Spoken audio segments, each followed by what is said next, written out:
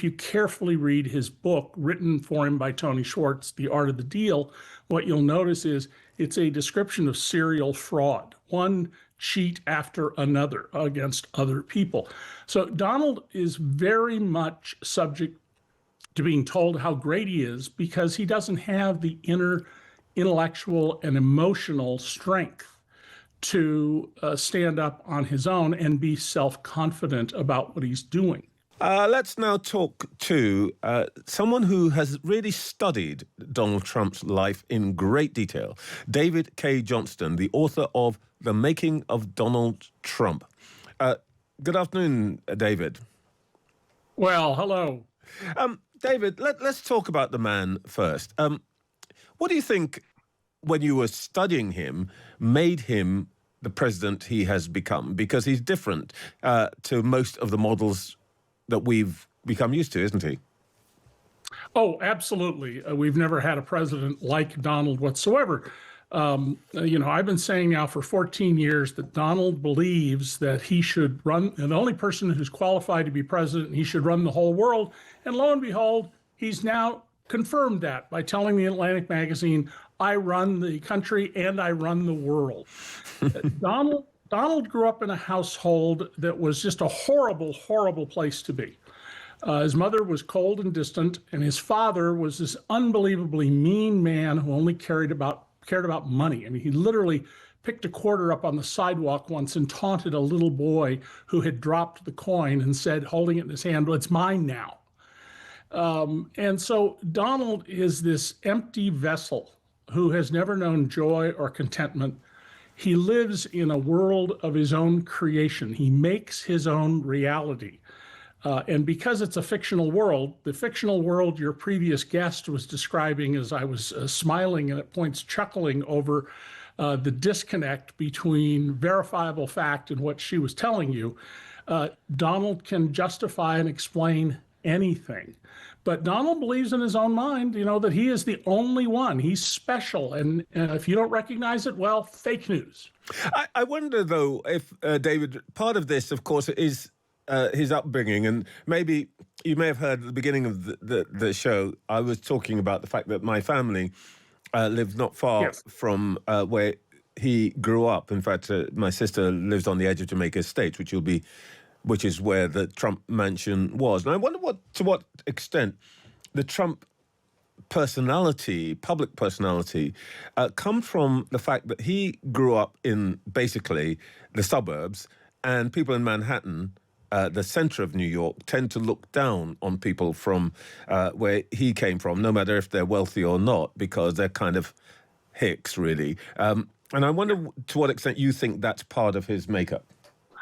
Oh, that's very much so. In fact, 26 years ago, I was hired to write an abstract for a movie about this exact point, that Donald Trump would look at Manhattan from what is referred to as a bridge and tunnel country, the outer boroughs of Manhattan, and want to be accepted into Manhattan society. And he never has been. He's been tolerated, but he's never been accepted. And Donald is always claiming grand things that aren't there.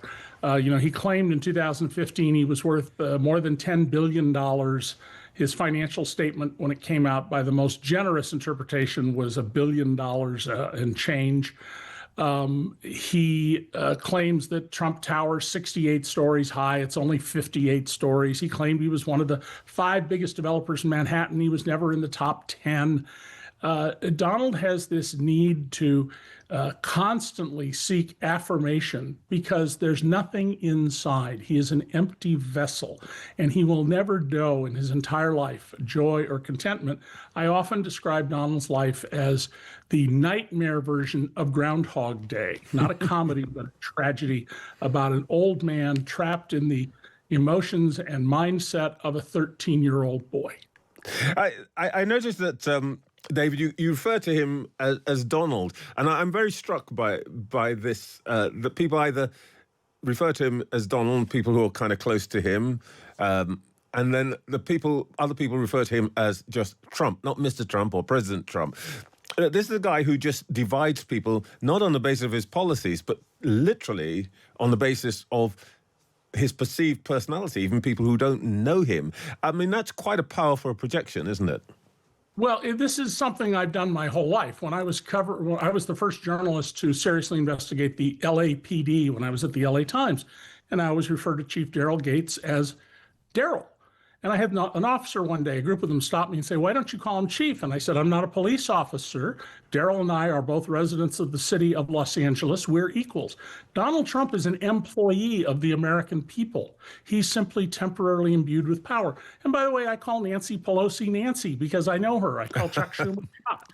I mean, we need to understand that in a democracy, the elected officials temporarily imbued with power are our subordinates. Okay. Tell me, temporarily imbued with power, but they have power, and presumably there are people around him who might, as one might say, temper that power, help moderate it, advise him. Who matters to him? Who advises him? Well, Donald listens to anyone who flatters him. I mean, I've negotiated with Donald over many things over the years, particularly when I was covering him as a journalist. And it was always easy to get what you wanted. All you had to do was butter him up a little bit, and he would surrender. He is, contrary to his public image, not a good negotiator. And if you carefully read his book, written for him by Tony Schwartz, The Art of the Deal, what you'll notice is it's a description of serial fraud. One cheat after another against other people. So Donald is very much subject to being told how great he is because he doesn't have the inner intellectual and emotional strength to stand up on his own and be self-confident about what he's doing. And he's unable to recognize error. There's only one mistake I know of Donald has ever admitted to. He was asked once, as a Christian, "Mr. Trump, when was the last time you asked God for forgiveness?" And he went, What? Why would I ask God for forgiveness? I've never done anything that requires forgiveness. The one mistake he's admitted to is he said, "I never should have left the White House in 2021, which is exactly what I predicted in 2015, that if he got to the White House, he'd never leave peacefully. Well, I want to come back to that because, of course, there's the third term looming. We were talking about before the break about those who influenced Donald Trump. What about Melania? Well, Donald's marriage to Melania, like his first marriage, is a commercial transaction. It's not a romantic relationship. She didn't live in the White House during the first administration, and that relationship is entirely part of Donald's building up a public image about himself. Melania's former best friend, Stephanie Wolkoff, observed once that Donald's actual greatest accomplishment in life was transforming Melania into the plastic surgery product you now see. That's rough. But I have to say, though, one of the things I've noticed is that this time round, Melania smiles a lot. I think that's quite a big thing. Maybe so. Don't know. Let me ask you just a practical question. It's curious. We tend to think of Donald Trump as a guy who is driven by his passions and eats Big Macs and all this kind of thing. What is he like in his personal discipline? How does his day work? What happens when we're not watching? Donald is a very erratic person. He often is up in the middle of the night, and this is not just because he's older now. Donald and I are almost the same age. He's always been that way. He is not a creature of habit. He's a creature of impulse and immediate desire without many, if any, controls on himself. What journalists missed in the 16 and 20 campaigns was that Donald disappeared, sometimes for days at a time. He would call into Fox News, or Fox as I prefer to call it, from time to time, but he would literally just disappear from the campaign trail. And Donald has big ups and downs, but he does a very good job of making sure that that's sort of hidden from the public. Are you suggesting that there's some reason why he would disappear?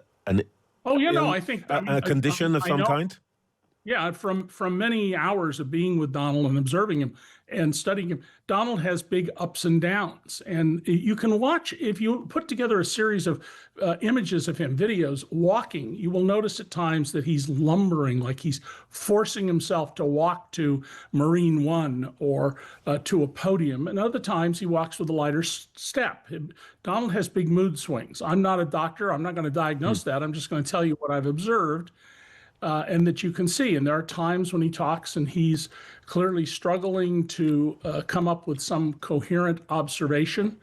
And there are other times when Wow. he's spot on with his points, sort of like Joe Biden in that regard, by the way.